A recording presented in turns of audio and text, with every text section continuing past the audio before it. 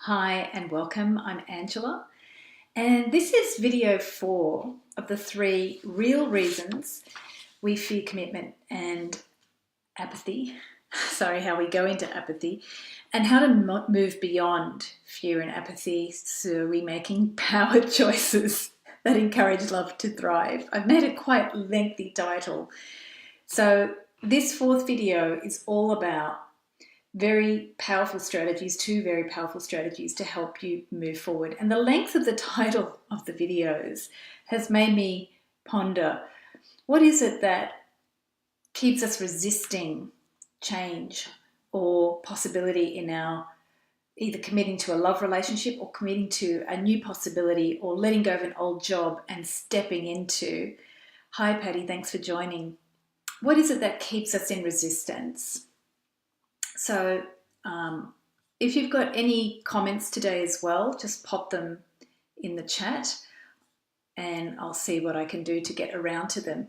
So when we're looking at the strategies today, I want to look a little bit underneath the surface and look at what are the family dynamics that might be causing resistance. Because often we think about there's things in our lives that are consistently eluding us, or we might be frustrated in a lot of our situations, and we might need to start looking at some of the underlying reasons. So one of the strategies today, we're going to look at what I discussed in some other videos about our ancestors and also our families. So our families are very connected to our ancestors, but you don't know your ancestors. You might know some stories.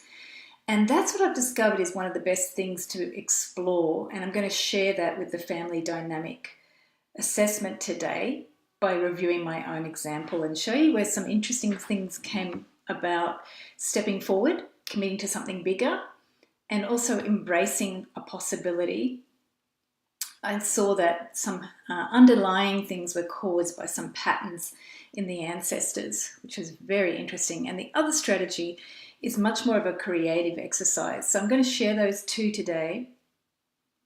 And I'm going to review to start what I covered in the other 3 videos, which you later on I'll put a link for the videos, and they explore the 3 reasons in some detail. So let's get a look at what are those reasons that we tend to fall into as we go through our lives, trying to move forward, but we may find that we keep consistently moving back. So just moving along, these are the 3 surface reasons that you might hear a lot from yourself, from people you love, from people you work with, or just the general public.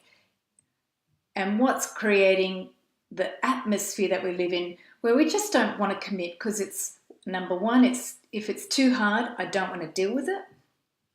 Number 2, commitment, especially in marriage or committed relationships, nothing's sacred anymore. And number 3 is the classic good old, I don't have enough time. And of course, our modern lives are busy, but when we start using this excuse, it really avoids us looking deeper. So in the first video, I looked at the first reason, that surface reason, what it really means on the inner world. When we say, if it's too hard, I don't want to deal with it, what it means on the inner world is that we're feeling or scared that if I choose some direction, what if I'm wrong? And that's a really classic fear that everybody's had, but in our current society, it's starting to become more apparent to us. And in video 2, I explored this one, the one that nothing is sacred anymore, because we're seeing things fall apart in our world. Just look at the news and we'll get the general barometer of what we feel about the world, but also in general relationships, people feel breakups and divorce are on the increase. So things have felt like they're not as sacred as they were in previous generations. So what that's really meaning on the inner world level is I don't trust myself to make things work.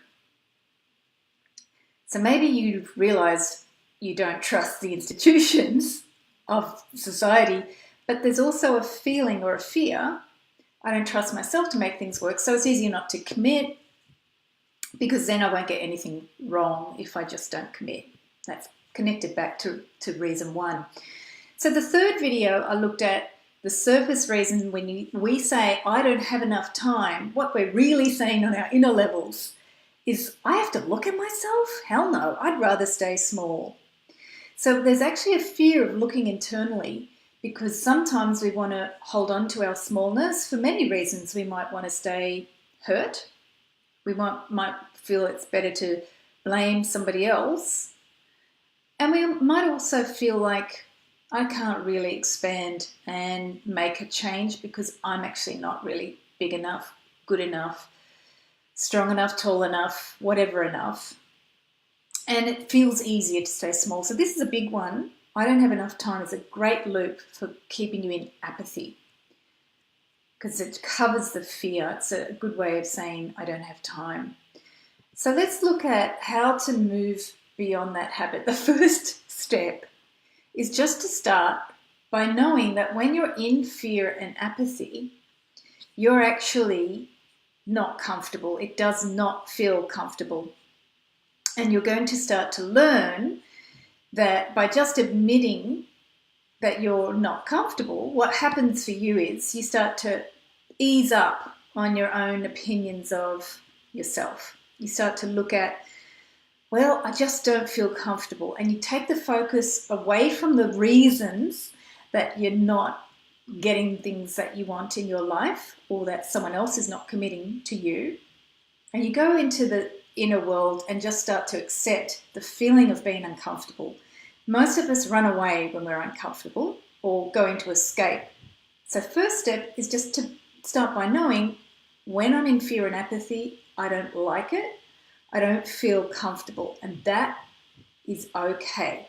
That's a good way to just go and start observing yourself. It's also a more powerful way of getting to the inner world and not staying in the reasons. So the next step is, if you could change, just tell yourself, if I could change, what would be that change in terms of what you want more of and what you want less of. So looking at change, don't do anything, don't make any plans, and please don't make any commitments until you've actually explored what change is the change that you're looking for in this term. So this is strategy one, and you can start playing with this now as you're watching the video. It means getting 2 pieces of paper, and I didn't prepare you for this one, but if you've got any pieces of paper, you can start, just throw out on the piece of paper, one piece of paper will be the list or the diagram of what you want more of. So some people like to write in lists. Some people like to put what you want more of right in the middle. So I want more love in my life. I want a committed relationship. I want whatever it is you want more of. And you put that in the middle of the page, or you might be a person who likes lists. So I like the middle of the page when it's dealing with more of that imagination, spiritual and heart connection type exercise. It's quite creative. So this is very key. You start by what you want more of. And when you do the more of, you've got to think big. The second piece of paper will be about writing what you want less of. So I want you to do this. Normally it's best done when you've got a bit of quiet time. But if ideas are flowing while you're watching, take advantage of that. Get the pieces of paper now and pause the video if you're watching the replay, and just start writing what you want more of. And we're going to go in detail about the more of list. So if you could change, see how you can start with more of where you are now. We're not talking about changing your body or getting rid of a relationship or leaving your job. We're just entertaining our imagination with the possibility of more. And this is where we want to get nice, juicy, creative ideas, just to start the imagination to expand and see what you can want more of and what feels more enjoyable. So the more of list is really the list where you want to really connect to big ideas, what brings you joy, And you keep writing, you keep writing. If you've got the big thing that you want in the middle of the page, you can also have branches out into different ideas of what that more of could be, different possibilities. And this is where with the more of list, we want to encourage just entertaining possibilities, what you could have, even if it's not real or not feasible. We don't care. We want to just get back into the more of. And this is where your spirit starts to fly. It's also where you don't have to commit to anything, right? These exercises allow you not to commit and allow you to feel, wow, I can try just in my imagination, which is what we get a real high out of with all of those games and things that we distract ourselves with anyway. So why don't we do it with your life? So now we've got the less of list. And you can consider on that other page the less of. So that page where you want to write less of, we're looking at less of worry, less of struggle, less of having to put up with negative pieces in my relationship or my work, or negative feelings in myself. What about less worry internally about anything in your heart? That would be a great thing for people to start having less of in their lives. But putting it completely to you, there's also in this list, the less of list, what feels more enjoyable when you start to peel away things in your life.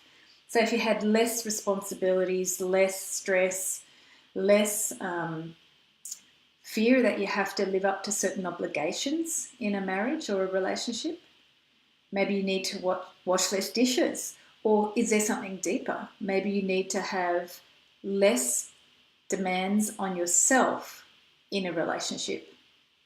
Because these are the areas where we might be apathetic to really look at. But when you put them on a piece of paper and go, if I had less of this, I would be more fulfilled, or this is the direction I could really start seeing some movement in my life. And remember, commitment requires you to commit to a certain path and move forward. So when we take things away, it actually keeps you lighter in a way to move in certain directions in your life. So less of is not about only saying I want less stress, less this, less that. Focus on actual things in your life where you are now, where if you had less responsibility or less enforced activities, that way you could have a more enjoyable future. If you're in a relationship and you want less of certain negative behaviours in the relationship, that's a really good thing to put there if that's a big piece of what's concerning you at the moment. So this comparison is actually the contrast. It's based on the law of contrast. And it's when you have those two lists, you can actually start to feel them. So this is important, and you can have the two lists. So you may not have had the benefit of actually doing this while you're watching the video. So take time to do this and really, and with that left hand, you feel the two pieces of paper and you feel which one actually means more for you or gives you more energy or feels like there's more movement.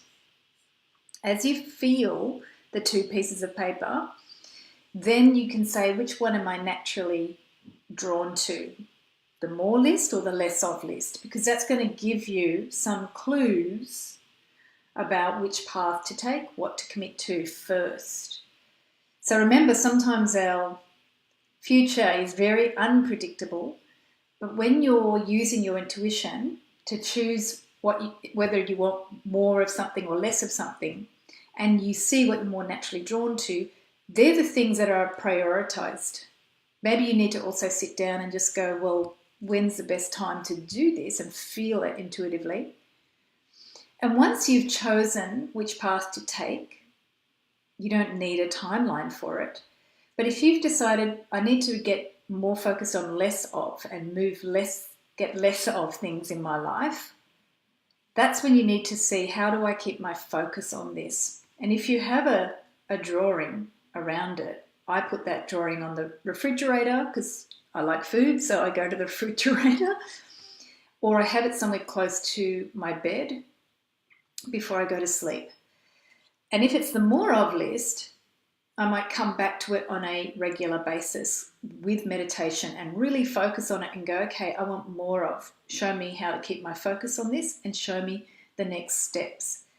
So what we do in the Loving Relationships membership is we do exercises like this to help you practice your intuition and to help you understand what that intuition is nudging you towards. And I find that when we focus on one path, when it comes to more of or less of certain things in our life, we actually start to be able to move beyond fear and apathy. We're not stuck in thinking about how to solve problems. We're focused on what you want more of, what you want more of. You don't need to know exactly the steps, but the focus will start to reveal certain steps to you, and certain people will come into your life, or you will start to naturally clear out the closets or move things out of your life, especially when you're focusing on the less of list, because you need to make room for something else to come in. So more of and less of, it's based on the law of contrast, it's extremely powerful, and it can move things energetically that have been blocking you, that you need to see how it is contrasted by having more of or less of something in your life. And that's going to help you align to joy. So it's very key that you start to work out, where in my life am I perhaps limiting my joy? And that could be one revelation that comes as you watch your more of list. And when you do the less of list, it's another realization of how you limit your joy, because there's things that are blocking you from experiencing it.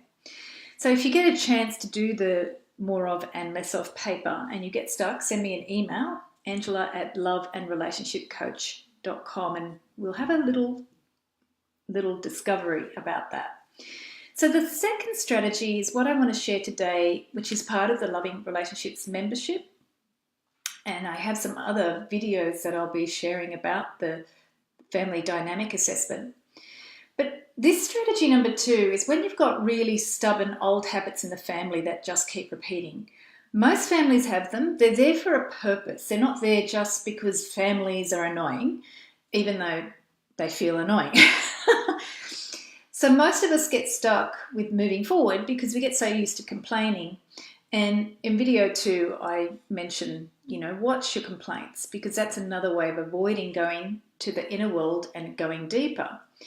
But if you've noticed there's stubborn family habits, they're really key habits to start examining from a heart level, not from a why does he do that or she do this, or have I inherited this from mum and dad? Yes, you have, because you're born into that family. So apathy results when we start to face these repetitive energies, and they start to feel innate, like they've gone on forever, maybe generations. Maybe you're born in a culture that's kind of traditional, or maybe you're born into a family that you feel disconnected from. Maybe you get these sort of repetitive arguments or conversations or onerous obligations, and after a while you develop this attitude like, I can't change that. It's part of the family dynamic. Why bother, right? And then we start living into these things that annoy us, and we almost are fearful of being ourselves in some situations. So the family dynamic assessment is a creative drawing exercise, and it's to get out of thinking about this. We've got to get into our creativity and look at the way that our family dynamic is connected to those resistances to moving forward. Or maybe the family dynamic is showing you a whole nother story that will help you understand what keeps you from committing to moving forward. So thanks, Sylvia, that Sylvia's mentioned that the title is timely about moving beyond fear and apathy. So let's look at this family dynamic assessment and check it out with my own example. In the example I'm going to share, I've given a symbol to each key family member. So we start off the assessment by just writing down who are your living members, who are the ones that are deceased, including ancestors. You don't need to know your ancestors, so you can put them in one balloon. But sometimes when you do the drawing, a few interesting things might pop up when it comes to ancestors. Your symbol might have a few dimensions to it or a couple of people there, and you won't know that until you start the drawing. And I'm going to share now my drawing here on the screen. Hopefully it will come through. And we can see with my drawing, I'll see if I can start to move my face out of that. No, I'm going to be by the side going, oh, look, there's my family. So here we can see a couple of things that were quite interesting for my family dynamic. This bubble here on the bottom right represented my ancestors. But as I was doing the drawing, there was an odd thing that happened. I separate out here this little cloud here. It was my grandmother from my mother's side. And then this star was my grandfather, the blue star here, or blue and purple star was my grandfather. They've both passed over, so they're actually technically, part of my ancestors. But as I started drawing the picture, I actually separated them out for some reason I wasn't aware of, which was quite fascinating to me. And then I started to ask, as I do with all of the people who do the membership, we start to look at what are those energies that are in my grandmother and grandfather, because that was one of the things that really struck me. There was many things that came to me after doing this image. But today I'm going to look at mainly what I discovered when I explored more. What was that meaning of what my grandfather was showing me, and also my grandmother to some extent, and how the ancestors here were not had a different energy. So as I started to look at the energy of grandmother here, she's underneath there, and she's actually underneath a symbol of a flower pot, for want of a better word. It's kind of like a flower pot. But here I noticed with my grandmother energy, and she's moved on, it was like an unconscious energy there that was supporting me. My grandmother was quite a strong person, but she wasn't exactly joyful. She was a bit of a tough woman that worked very hard. But what I saw was, when I looked at this picture here, that it was very unbeknownst to me that she was actually ready to kind of come in and support the flower pot person in my life. And that was a very interesting awareness, because I wouldn't have separated out my grandmother normally. And then I started to ask, in regards to this symbol of the grandmother, why was she there? So the questions I asked about why she was there was also very much connected to other family members who are still living. And I started to ask, so what is that relevance of my grandmother coming into the picture in terms of supporting or connecting to other family members? And in particular, there was one family member who's living that I got directed to pay attention to. And it was a very simple question process. I just looked at what was significant to my grandmother being shown to me in that way in the picture. And I started to feel the energy of my grandma, which was also given to me as a sense of peace as well. But it was because she was underneath the flower pot. It felt very definitely like acknowledging that underneath her personality, which was quite a tough woman, there was this sense of support and solidarity, and peace was the key word about how to support the family. When I came to my grandfather here, the interesting thing I discovered by separating him out from the ancestors, because he's passed over too and has for about 40 years, 45 years he's been on the other side, I was quite struck by the star, the 8-pointed star.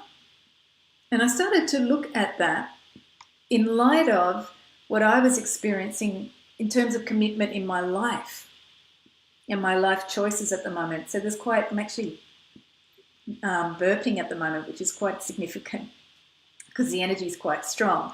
So I started to see how my grandfather he had quite a struggled life too and worked physically very hard.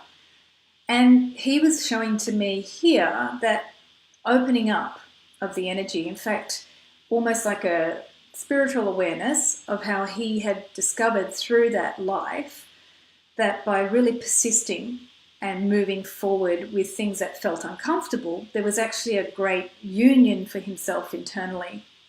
And I was quite surprised because I never really knew my grandfather. I didn't know anything really about him personally. I've lived a lot knowing stories of him. But the interesting thing with him was that he was showing me to also expand my sense of moving through and committing to moving forward and pretty much not keeping myself small. So because of the lives that my grandmother and grandfather had, they both had to struggle and work hard physically.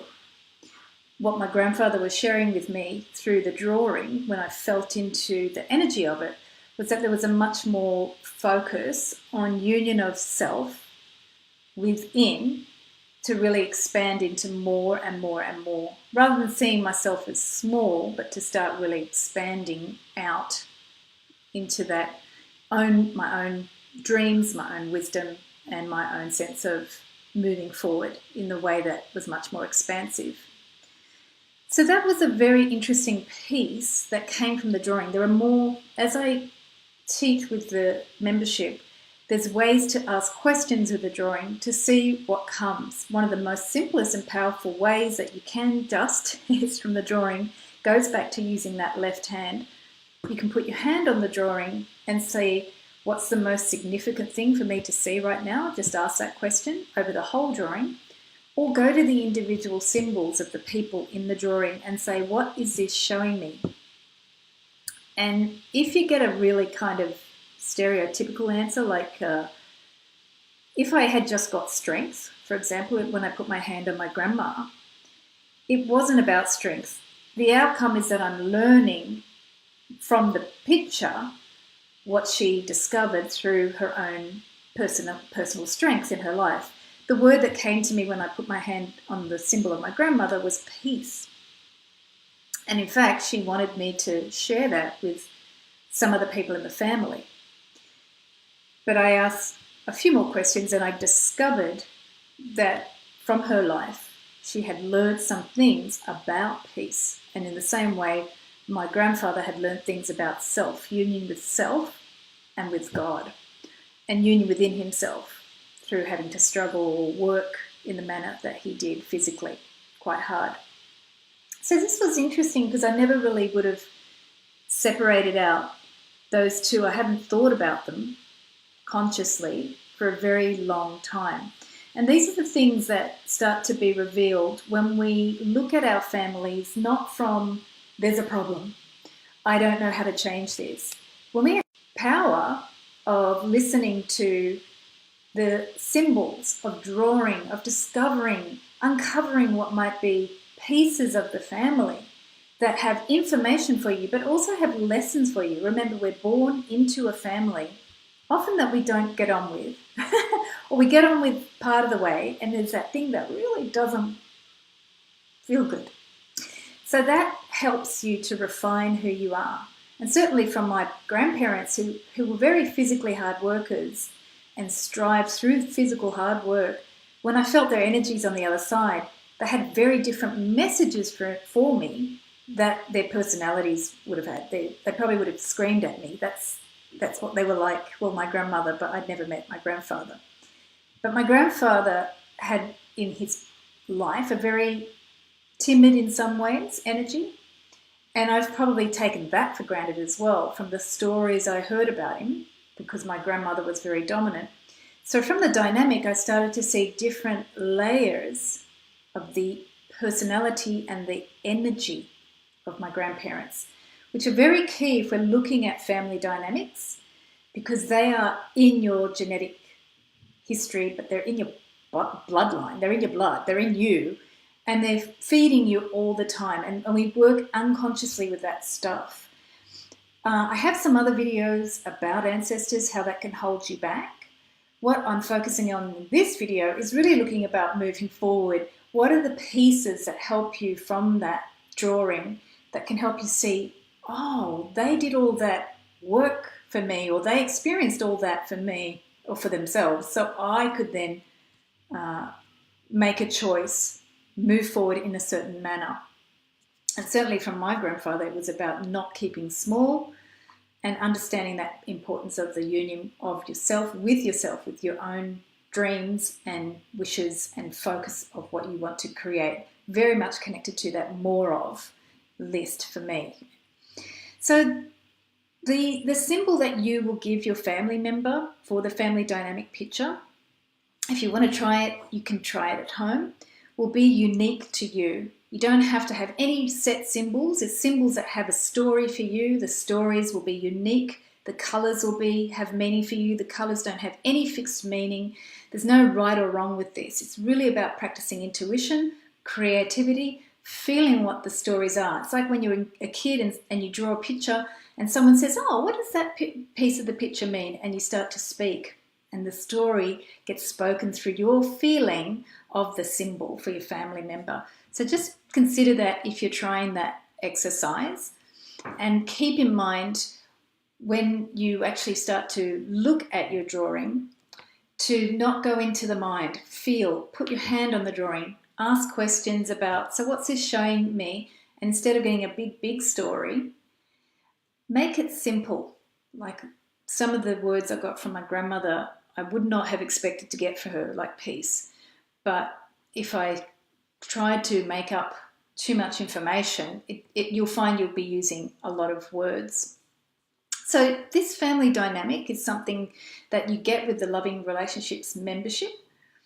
And you can also do that when you join the membership, and we use it as we go through the learning of the different modules to learn how to change the old energies with love and also with creativity and a lot of focus on the different possibilities that are available to you now because you have awareness about the family and yourself. And the membership is $29 a month. So it already has some modules in there around listening, boundaries. This coming month in November, we're doing ancestors, and that's why I've focused on that specifically today. It also happened to come up in my drawing. And we look at ancestors in terms of what have they given you, how to resolve that or move forward. Sometimes the resolution can be quite simple, as we saw with some of the messages coming from my ancestors, was literally just to listen to one of the other family members instead of talking at them. And if that's of interest to you as well, the membership, and you discover in your relationships, I specifically struggle with a certain problem in my relationship, that's where I'll be designing the next module. So when you join, we look at what's your family dynamic, what are those specific challenges, and I come up with the future models based on those challenges and how to resolve them creatively and with also a lot of ideas of how to listen to your body and your emotions. So you can go to the link in the description and check out the topics. See if those topics resonate for you and have a look on the link. I've got the link here and also in the description below. And if there's any questions like, Angela, I don't understand what you mean by something that I've shared, you can send me something in the dynamic that you're still exploring. You may want to actually try the membership as well and see what different layers we can discover. I actually do a personal assessment, a reading of your drawing, and that's the assessment. So I give you pictures of what I feel into the story of the pictures, and I may not know your family, but I feel the energy of the symbols. So some of that information will be revealed also as we develop throughout the program and the different modules, so we get a clearer picture of what those symbols are revealing to you. And sometimes the messages come straight away. So I'm really excited to share more about the membership and more about the family dynamic. And in November, I'll be also sharing more about the ancestors and how that energy is really trying to get us to let go of things so we can move beyond the fear and apathy, but also have, respect for our ancestors and all of the work they have done to prepare us for this shift. So thank you for watching, and then I will be in touch, and stay in touch with me as well. Thank you.